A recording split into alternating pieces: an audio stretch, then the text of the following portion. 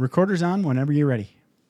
This is Nicholas Jordan Moore from vulnerabilitybook.com, and you're listening to Vroom, Vroom, Veer with Jeff Smith, reminding you that vulnerability is a way for us to connect more deeply with each other and feel less alone in the world. Well done. I like it. And yes, thanks. I think we should do that. Feel less alone in the world. We can talk more about that in a bit. All right, I'm going to hit stop. I'll be right back. All right. Are you ready to thoughtfully steer away from your revved up, frenzied, and far too often scripted life? Then welcome to Vroom Vroom Veer with Jeff Smith, where he guides you down the road differently traveled by sharing unique experiences with guests who have managed to shift away from a life stuck on cruise control and veered their way into a more authentic and fulfilling one in all sorts of interesting and kind of remarkable ways. Get ready to Vroom Vroom Veer with your differently traveled road chauffeur, Jeff Smith. Alexandra Harbushka. Hey, I got it right first try. Thank you so much for being on Vroom Vroom Veer and welcome to the show. How's it going? I'm excited to be here, Jeff. We're going to have a good time. I think we're going to have fun. Okay. We are. So you are at lifewithherpes.com and it's unambiguous what you're talking about. No clue where we're going to go with this. So talk a little bit about what you're most excited about over there at your website and your business. And I know it's just amazing, like taking shame and making money with it. I love it. It's great. I didn't think of it that way. It is. But what I'm most excited about, what happens when people are diagnosed with herpes, is we all go through this phase of shame, guilt, resentment. We're no longer going to be accepted. Like a part of us in a way dies. But what is exciting about that is we grow into this new person. We are forced to face situations or consequences, or we're forced to become a stronger person, and we're forced to look at some areas in our life that we may have been avoiding or not. Like, for example, you may have been on a path that you're like, this is not the path I want to be on, but I don't know how to change it. Right. And then you're diagnosed with herpes and you're like, I have to make this change. There's no option around it. This is what's going to happen. Right. So that's what I get excited. And of course, I'm never happy to hear that somebody has herpes, of course. Right. But I'm excited to, when they come to me and they join our community, to see that transformation absolutely happen, to see that transformation go from an Eeyore to having a rain cloud over you, to just enjoying life and realizing, like, I got this. We're good. Like, I got it. I got life. I lost my tail again. Right. Boy, yes. So we can, I love the Eeyore reference. So thanks for that. Yes. So everyone many people knows Eeyore. don't get Eeyore. No, and if I don't do the voice, like young people don't get it. So maybe it's like a generational thing. We don't know. Okay. So thanks for sharing, and thanks for doing this too, because this whole share your shame theme kind of idea, nothing shameful. Okay. Really, not really. But society, the world tells you should have shame, which is crazy, right? It's a story that we've all contributed to. Right. I've made herpes jokes before. I had herpes. Like, oh, I know who has it. Right. And then when I got it, I realized, oh, I'm equally as guilty for it. And I just figured out I probably have it. So now I can't do herpes jokes anymore. So everybody go get tested. But we're not just talking about herpes today, as fun as that sounds like. So this is Vroom Vroom Veer. We need to go back in time because maybe there might have been a time in your life where you didn't have herpes. So where did you grow up? I grew up in La Jolla, California. So I grew up, nice. Yeah, it's in San Diego. I grew up in La Jolla, California. And it was a great place, great growing up by the beach. Yeah. I spent like better part of 12 years, maybe plus, in SoCal. So San Diego's awesome. Have you ever been to the Mission restaurant? It's by the college. Yes. See? Yes. With all the rosemary and everything. Yeah. Yes. So good. I miss SoCal. We go back often. Know. Yeah. We moved to Vegas. So. Oh, I did too. I live in Vegas also. Oh, shut up. I didn't know. We're neighbors. Look at us. We are. What That's part funny. of We town are moved as you well. in? Are you in Southwest, Northeast? Where are you at? Neighborhood. I'm in Summerlin. I'm like, I don't. Okay. Yeah. There's no ocean to tell me where I am. I am in Summerlin. Ah, gotcha. Summerlin. So I'm in Summerlin, but not technically in Summerlin. I don't have the HOA bill. Right. So like, if you think Lone Mountain Road, you know where that is? Nope. No. You haven't been around very long. I've lived here 5 years, but I don't know. Oh, wow. Okay. Well, anyway, don't worry about it. It's not important, but we're very close. That's great. We go to Red Rock. We just went to Red Rock yesterday. Red Rock, the casino. Oh, okay. We go hiking. There, you should. Red Rock We go hiking. Canyon is awesome. Yes. I don't usually hike. I prefer walking. So when we do the what I lovingly refer to as the windshield tour, where you just drive through. It's a beautiful drive, though. Well, we stop. We stop, we walk around, we check places out, and then we get back in the car and drive. So you can't call that hiking. Right. I mean, right. We have a 3-year-old, so it's something that we spend a lot of time hiking. Yeah. It burns his energy. Nice. Great. Yes. So you grow up in SoCal, okay, in San Diego, La Jolla area, okay. So what were you like in high school? Were you like a, I don't know, band chick? What? I was a cheerleader. Okay. All right. I was a cheerleader. Puts an image in everybody's mind. Yes. So my school was really small. We had 72 in our graduating class, and most of us went all the way. It was pretty small. So, and I think the entire school had maybe 1,000 kids. And that was, pre-K through 12. So it was really small, really tight knit. Right. Most of my friends I had known since I was a kid, since 7, 8, 9, 10. Let's see. I always did the right thing. I was followed the rules. Yeah. I never drank at a high school party. Wow. Okay. No. Okay. Yeah. Good for you. Yeah. I knew some of you people. So yeah. I was too scared to I was too scared to lose my driver's license, I was too scared to I didn't want to lose that privilege. So interesting. Okay. Yeah, I would say I was like, that was my public persona, but I was not doing that for real though. Like, so I like to call myself like a B- satisficer, kind of like if I could just, I wasn't interested in winning. I just wanted to, more or less get by. Right. Okay. When it came to school. Oh, and I drank way too much.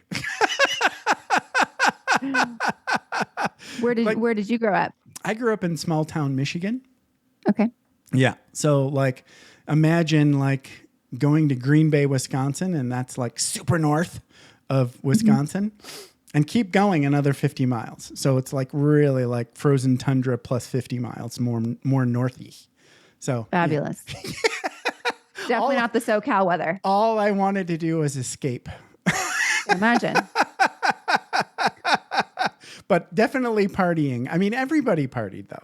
Like when we found like kids like you, we were just like, we just felt sorry for you. It was like, we just need to take them out and get them drunk. Well, I went to the parties, but I always was designated driver. I went to the parties. Oh, yeah, I went. Got it. You were just being good. Yeah, That's just didn't want to. That's actually a smart play.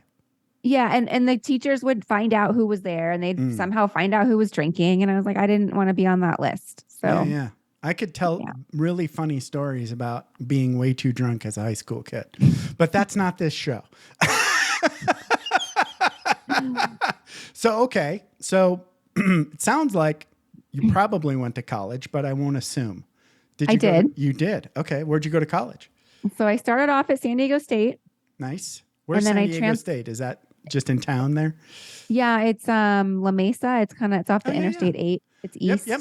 I know that. Yeah. La Mesa. Okay. Went to San Diego State for 2 years. Well, 1 year. I did study abroad for another year. And then I transferred to University of Arizona, where I always wanted to go, but didn't go there my freshman year for whatever reason, and ended up eventually graduating from University of Arizona. So nice. I claim U of A. That's where I went to University of Arizona. Gotcha. So. Okay. Where did you go abroad? Study abroad? That Spain. Sounds like fun. Whoa. Yeah. Spain's awesome. It was. It really was awesome. San Diego State had a better study abroad program than University of Arizona. So I ended up, instead of transferring mid-year, I decided to stay and do their study abroad, which was awesome. It was great. I wish Spain's amazing. every kid could do that. So my wife and I were in England when I was in the Air Force active duty. And I don't know if you've heard this, but in the winter in England, it's super cold and super dark and super wet. And maybe like San Francisco in the summer? Kind of, like all the time. Yeah. Except colder and darker, maybe. I don't know. So like both my wife and I had that seasonal affective disorder. And we went and talked to people and they're like, what do you do? We're so sad, and they're like, Spain in the winter. So one year we went to Mallorca. Oh, beautiful. Mallorca is amazing. And then another year we went to Costa del Sol. And, your Spanish doesn't need to be that good to know that that means coast of sun. Right. It was amazing. Yeah. What did you do in the Air Force? So do you remember the TV show MASH? So you remember Radar O'Reilly? I was kind of like an Air Force Radar O'Reilly to start with. Okay. So the guy that typed letters for the commander kind of thing. So eventually, I retired in 2008-ish. Yeah, 8. Okay. So somewhere, I would say probably mid-career, they turned all of my career field people into computer people, which was nice because then I actually had job skills when I retired. Right. Actually, while I was I ended up like in charge of a network with about 250 users. So that was neat. You learned a lot, I'm sure. It's a good thing to put on your resume. Right. Well, that's great. Well, thank you for your service. It was fun. It was mostly wings and beer on the beach. See, my background, it's a beach. Yeah. Okay. So what did you study when you were in school? Spanish. So wow, that's great. I know. So I started off as business, but everything was so impacted that I would end up taking my classes in Spanish because they were not impacted, and so I could get whatever class in the Spanish language. Okay. And so when I went to graduate at U of A, and I wanted to do it in 4 years, total 4 years, they said, well, if you want to do business, it's going to be another year. But if you have enough classes that are in Spanish, you can graduate on time in 4 years. So I was like, done. I'll just graduate with Spanish literature. Sure. Oh, that's great. Done. Spanish literature, not the language. Spanish lit. Okay. But and I just actually you must be able to speak pretty good Spanish. Probably better than mine. I was beautiful at it. It was like for someone that didn't grow up with it. It was something that was learned. My Spanish was beautiful, but now it's a little choppy, a little gringo-ish. Yeah. But I actually just graduated on Thursday again. I'm like, was it Thursday? Yeah, this last Thursday I got my master's. Congratulations. Thanks. Wow. That's amazing. Yes. Went out and got a master's degree. I did. I went and got a master's. Again, didn't set out to do it. I just took a class.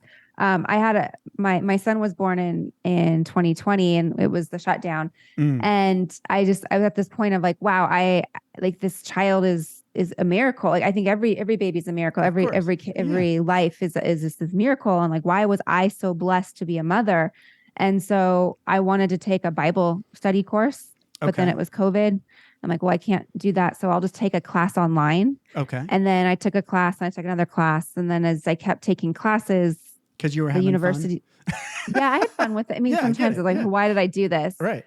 But the university is like, that you're 5 classes away from a master's. I was like, okay, wow, I'll do it. Okay. So, they used that hook. That hook. So what sort of master's degree did you end up getting? Theology. Oh, fun. Oh, that sounds really fun. Theology. So is that like all of the world's religions kind of idea? This was specific to Christianity, but it's the study of God and study of, it was interesting because you study kings, you study land, it was pretty interesting. It was very interesting. Leadership. So it was emphasis on leadership. Fascinated with all things spiritual, religious theology. It's amazing. Yeah. And I grew up Lutheran, right? But that's just one tiny little piece of Christianity. Right. Yeah. Right. I mean, just after the Reformation, right? Then Protestants are able to go make their own churches. Right. Yeah, it's pretty neat. So anyway, so good on you. And Thank you. You did way more stuff than I did during lockdown. Yeah. I mean, I had a baby. You had a baby and you got a master's degree? I got a master's. Yeah. So good for you. Thanks. So when did this diagnosis come along? Like, go ahead. I was 28. Yep. And so, so at 28 years old, you think you kind of got life figured out. You don't think my thought of being diagnosed with genital herpes, or my thought of being diagnosed with an STD, was you got that if you were promiscuous, you got that if you're irresponsible, you got that if you're a bad person, right? You're a bad person. Yeah. Sure. You're dating sketchy people, right? Or that person you're dating is super sketchy. Mm-hmm. And so that's what I believed, and that's what I thought. And I never thought that if I was dating a boyfriend, was in a relationship, was monogamous, whatever, never thought that would happen. And so it did. And again, I'm 28 years old. So I realized early on in the relationship that this wasn't the right guy for me. I didn't want to spend the rest of my life with him. But then I got herpes and I thought, well, now I have to stay. Now I have to stay with this guy because nobody else is going to accept me. Nobody else is going to want me. So I know he has it and I have it. So I don't have to go through a painful, awkward conversation with someone new. Right. That is so weird. Hmm? Yeah. Yeah, absolutely. Because the shame, you feel like you're embarrassed. You don't want to tell people you're ashamed. Right. Because you're like, well, you feel like, well, I made a mistake. Mm-hmm. And I can look back on it. I'm like, I didn't make a mistake. Not really. Like I was dating, like you can look at it in so many different ways. And the outside perspective of somebody with herpes is you were promiscuous, right? And you didn't, for a female, you didn't keep your legs closed, right? And you just were out having fun. And I thought, based on the type of person I want to marry, how is anyone going to respect me? Right. So that was 28, 29, and I was turning 30. And I thought, I'm turning 30. I cannot stay in this situation. I do not want to be where I am today. I do not want to marry him. I don't want to still date him. I want to move on. I want to get everything together. I was struggling at work. I mean, every aspect of my life was just like crumbling down on me. And what I was saying earlier is I was given this problem because I wasn't being true to myself. I was given this situation that I had to own who I am. I was given this situation. I had to stand up for who I am, what I believed in, have the confidence and not just be a chameleon in a dating relationship, to be able to use my voice, to be able to stand up, like all those things. And I was not being true to who I really was meant to be. I was being held back. Right. And yeah. So did you have, was there like a big moment when you decided to sort of like come out and tell everybody in the world, like, okay, this is the thing? Yeah. Because that's a big deal. That's a huge deal. It wasn't something I set out to do. Trust me. I had no intention of ever disclosing that I had herpes, of course, to a partner. But I had no intention of disclosing this to the world. I had no intention of making it my public herpes status known. I had no intention of that. However, in 2017, so I was diagnosed with HSV-2 in 2011. Okay. And in 2017, I was asked to speak at a podcast conference, and I was asked to speak on a certain topic. And so I prepared everything, had my PowerPoints done, and I go to my husband, who was my boyfriend at the time, and I said, "This is what I'm going to talk about." And he says, "That's okay. Whatever. It's okay, but you should talk about having herpes." Wow. And it was him. It was him. And I said, "There's no way. I'm not going to share this. This is going to impact you, in your profession." He's in the mortgage industry, like me going on stage talking, like, what? And he was encouraging you. He encouraged me. He said, "You can help people with this. So you should share you should share it." Very courageous move, by the way. So thanks. We need more people to do that. Really. It's hugely courageous, right? I mean, thank you. It is. I mean, and it's not even a thing. Like I get like upset, like, herpes is one of many shameful kind of diagnoses. It's like, why should any illness be shameful? I mean, it shouldn't really, right? Yeah, you look at it differently.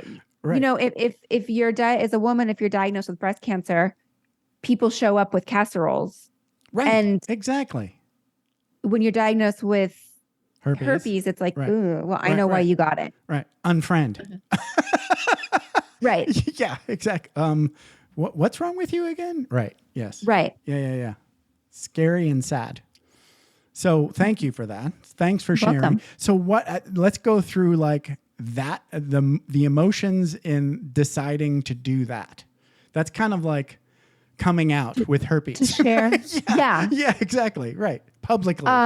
It was terrifying. I it was bet. absolutely terrifying. I Right. was shaking, but I realized that if this helps people, or if it allows people to relate more to me as a human, then that's what's important. And what I realized by it is when we share our story, Mhm. when we become humble, when we get on the same level, Mhm. it allows people to have a deeper connection with us, opposed Totally. to this like idol. It's like, whoa, she's just like Idol. me. Yes. Right. She's just like me. Mm. So yeah, I mean, I remember that morning at whatever time I was supposed to speak at, I remember like I woke up and I took my time and I went down and had breakfast and like spent the time in my room, and then, you know, all those things, opposed to now I've spoken, you know, many times I've been asked back to that same conference and I share the same story and it's like, oh, what time am I speaking? Oh, 2. Okay, no problem. Like Right. just walk away. So that was, you know, a big deal. You're And it was having the to first time. gird your loins, as they say. I get it. I mean, like ordinarily people like rank public speaking without speaking about something that they're ashamed about, like Right. above death, right? I would Right. rather die than speak in front of people, right? So Right. you're already doing something scary. Right. Plus, Right. the topic is something you really kind of don't want to share with anybody. No. Right. And one of the things that I think that I make a big, at least an impact in, or what's maybe different or how it could potentially come off negative, is I'm not here talking about my sex life. I'm not here talking about I have it and I'm so hot and I can still get, no, this is what happened. I have this. Right. Many, many millions of people have this. This is my life. I'm sharing what it's like to be a mommy, to be a wife, Right. to cook, to go hiking in the Red Rocks, to travel. Right. This is what it's like. This is what I've done. So it's very different. I think a lot of the shame comes from when people start bringing in their sex life or their intimacy, or talking badly about an ex, or talking badly about a partner, or Right. do you know what I'm trying to say? I do. I'm trying to keep, I keep it very separate. Right. And You're not going all sex expert. You're just saying, Right. this, here I am, I'm a human. And suddenly I find myself with this air quotes, shameful disease. And now Exactly. I have to live with it. And now I have to live with it. Now I have to live with it. And I shouldn't be ashamed. And neither should you. Right. Neither should Right. you. And what can I teach people that don't have it, how to potentially proceed differently, or what are some things that you could do differently that I did? Right. Because I thought I was doing it right. Right. Yeah. So that's the next thing I want to talk about, because as I was listening to another show you were on, oh, you know what? I was going to say, if you don't mind, I went through a similar shame. You know, everybody, guys are using porn, right? So, and we're all ashamed. So I heard this very famous guy write a book about his porn addiction on Tim Ferriss's podcast. Okay. And when he did his shame, I was like, well, thank you, dude. I feel like a burden has been lifted from my soul, because just listening to this podcast, not only did this guy publicly admit on a very famous podcast that he was addicted to porn and other things that were very shameful, he wrote a book about it. Right. So that is a huge thing that I think is holding us back, is this thing that you think everybody is going to think you're horrible. There's probably going to be some people that do think that, and that's okay. Let them.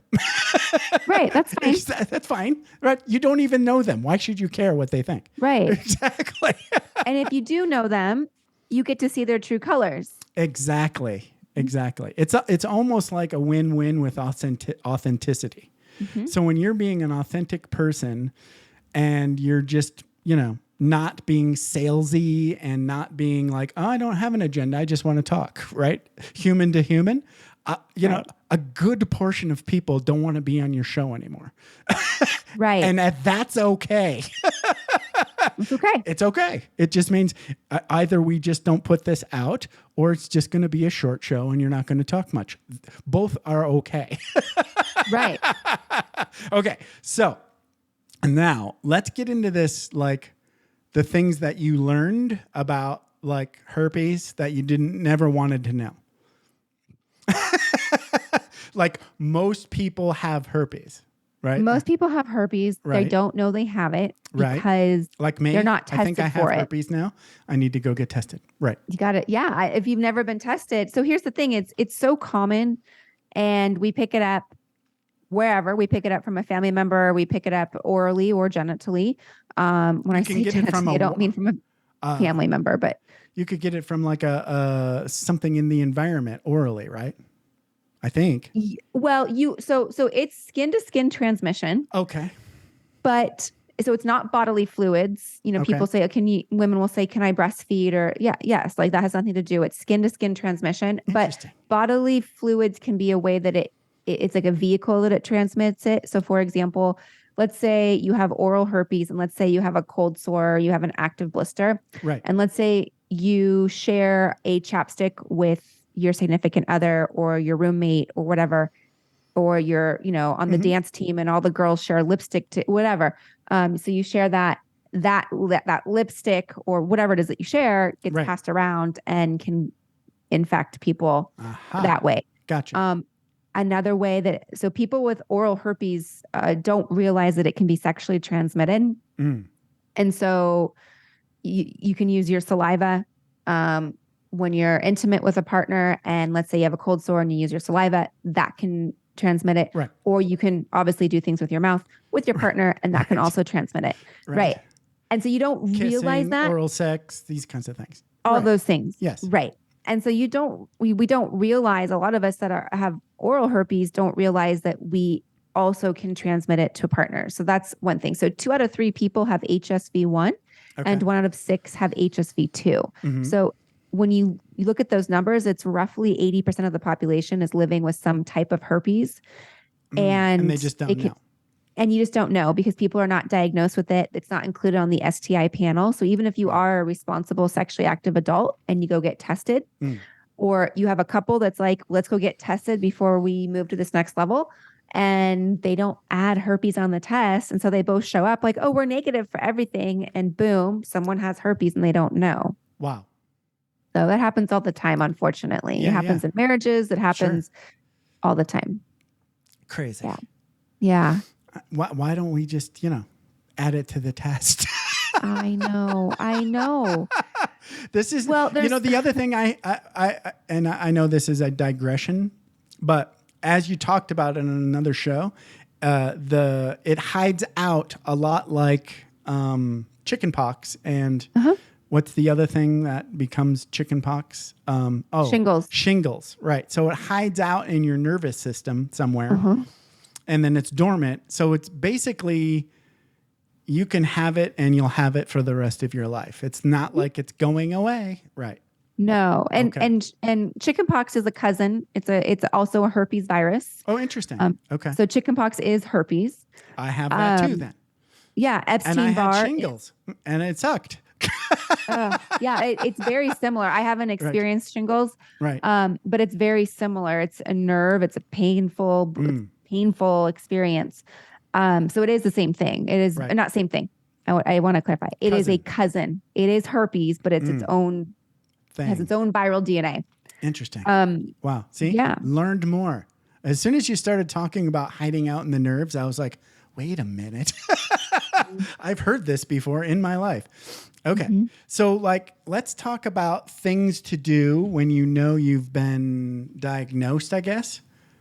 Okay. Like the communication part and, just other things that you can do, like the things that most surprised you, I guess. Things that people don't know. Well, 90% of the people with genital herpes will never be diagnosed. So 90% of the people living with it don't know they have it. Okay. So that, and mostly because it's asymptomatic. Most people don't show signs, or they don't show signs often enough to put two and two together. So you may think, and it can be located. So we use the word genital and we think literally like the genitals, Right. but it can be on your hamstring. It can be on your thigh. It can be on your inner thigh. It can be on your tailbone. Wow. It can be under your belly button. Okay. So it can be in any of those regions because it lives in the nerves. And so nerves are like fingers. So it can climb and decide, hey, I want to go. So like for me, example, I get it on my tailbone. Okay. That's just where it's decided it wants to go. Sure. Okay. Yeah. Wow. Okay. Just never heard that ever before. Right. I just Again, always thought it was genital, right? And that's right. it. Right. So wait a minute. Right. So, man. So, okay. So what other sorts of things do you talk about on your website for people living with herpes as far as like, just like things that you don't know when you don't have it, or, you know, how to best cope with it? I would imagine the shame thing is probably the biggest part, right? Like dealing with the physical diagnosis is not as difficult. Right. It eventually goes away. Now, you never lose the virus. The virus doesn't go away. It's not a bacterial infection. But the flare-up goes away. But yeah, the flare-up does go away. It does heal on its own. Mm-hmm. Or you can take supplements or an antiviral to help speed up the duration. But it does eventually clear up. You can still get another outbreak in the future if you're not listening to your body, if you're run down, if your immune system shot, if you're, you know, if you're on heightened alert, if you're living in, you know, high cortisol type of things where your nervous system's stressed. Stressed. Right. Yeah. But as far as the emotional side is, truly what happens is you believe that you're unlovable. And and you believe that you're going to be alone. We can't do yoga together. I have herpes. Right. Or I'm going to have to raise my hand in yoga classes that you can't adjust me, or things like that. You can't touch me. I mean, I was talking to someone, this young man, and he was going on a road trip with his family, and he has younger siblings. He was young. He was probably like 18. He was in college. And he's like, oh, my parents are going to pick me up. We're going to go on a road trip and my siblings are going to be in the car. And should I get my own car? And I'm thinking, no, like you can hug your siblings. You can sit in the car with your siblings. You can do all of that. And so when I hear things like that, it's devastating. I talked to a father who never did Marco Polo with his kids because he thought that if he got in the water in the pool with his kids would get it. And that breaks my heart to think that you never did Marco Polo. I mean, Marco Polo is a really long game, but to think that it's sad. I get it. With that said, yes. But you know, I've talked to another woman. She was also in the Air Force, and she found out she had it. She's married. You know, didn't know where it came from. It can lie dormant in your system for years, and it popped up genitally. And she was going to, you know, get out of the Air Force because she didn't want it on her next physical. Oh wow! Didn't want to have to report it. And I'm like, we need you. You can't.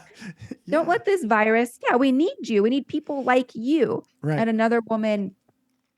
She was going through the adoption process. And when they started the process, you know, apparently they ask you about STDs. And then she ended up getting genital herpes. I don't know. Her husband had oral herpes. Right.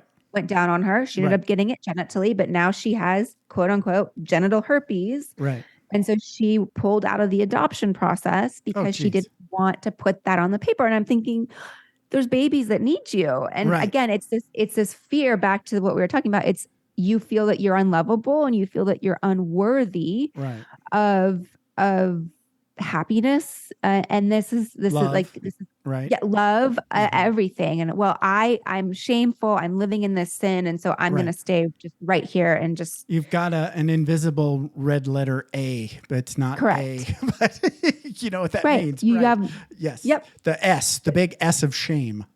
Right. Or H for herpes. H for herpes. There you go.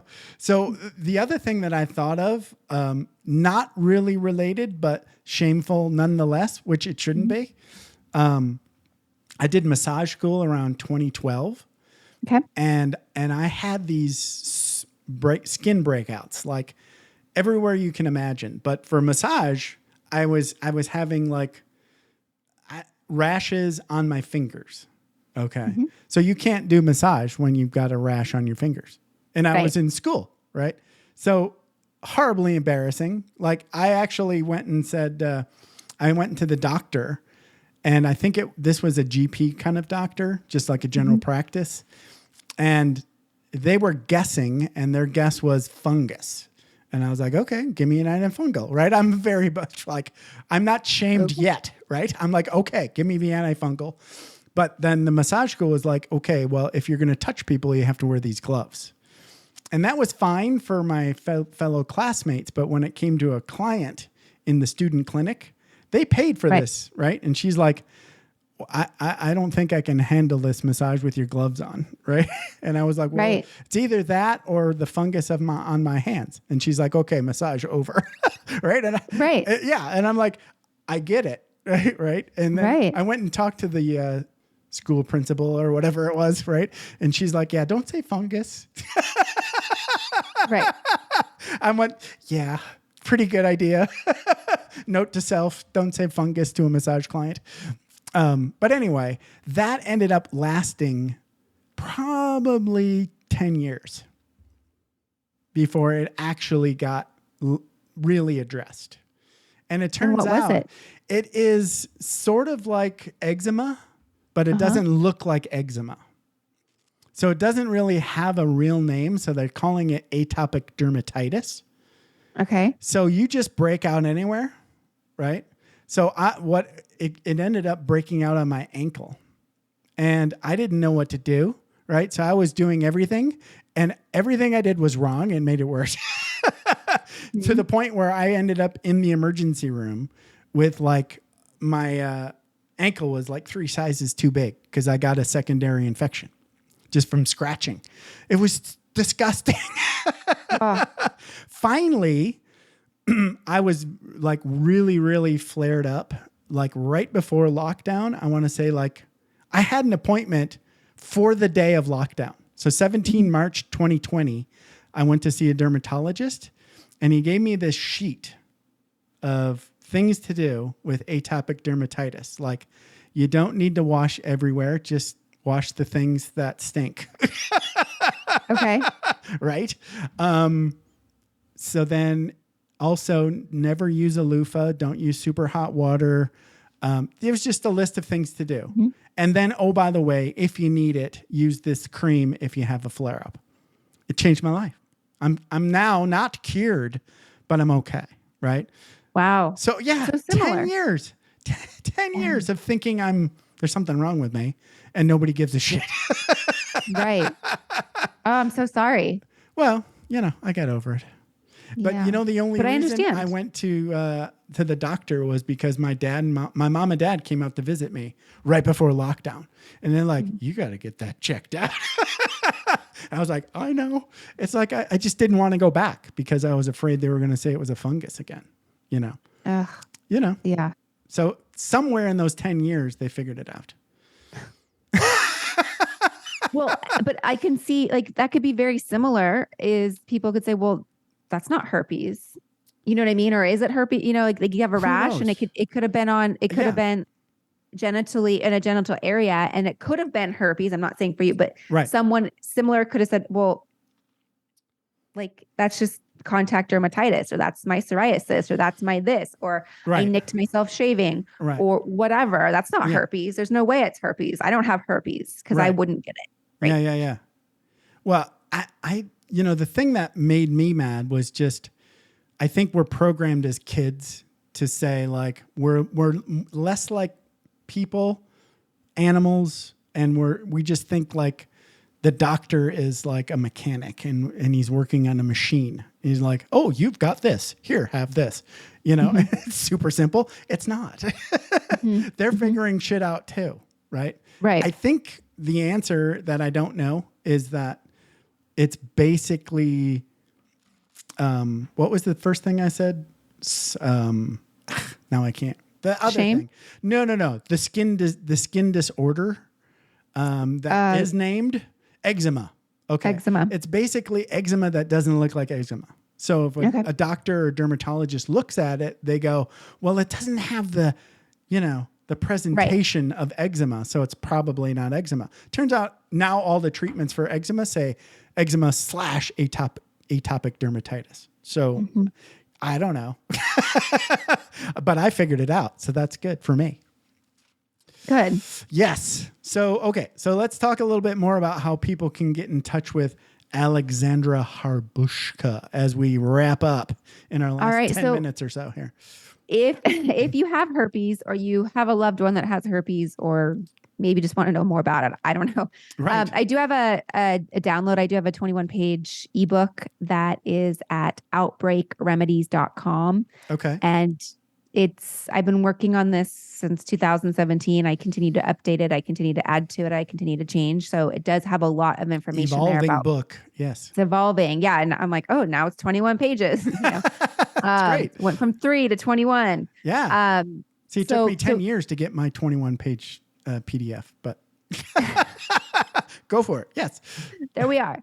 And then, but of course, whatever, again, if you have herpes or you have someone that has herpes, you can find me wherever. If you're a Pinterest, you can find me there. If you're YouTube, if you're TikTok, if you're Instagram, whatever works for you is going to be the best way to find that information. My website has tons of content. I've been talking about this publicly since 2017. Right. So there's thousands of pieces of content and just a lot of resources for you there. Right. And I also checked out like all the different things that you can use to, still have sex, right? Lots of latex. I was like, wow, dental dam. Okay. So every couple's going to do what works for them at some point in every relationship. Right. The condom comes off. Right. Herpes, not herpes, whatever, it does come off, and you get to a point in your relationship where you're okay with the consequences of whatever that means, whether you're okay with the consequences of pregnancy, whether you're okay, whatever it is, right? Right. Herpes, whatever. So yeah, I mean, you there are ways to prevent transmission to a partner. My husband doesn't have it. Okay. And oh wow. And yeah, so it doesn't mean that your partner is going to get it. It's about communication. It's about working together. It's about deciding what works for you as a couple. Yeah. And every couple is going to approach that differently. And you're only really, like mostly when you're contagious, right? Yes, not really. Yes, kind of. Is that okay? Go ahead. Yeah. So I obviously know when I have an outbreak. That there's no ifs, ands, or buts around that. So clearly, if I have an outbreak, we stay away from that. However, there's this thing called asymptomatic shedding.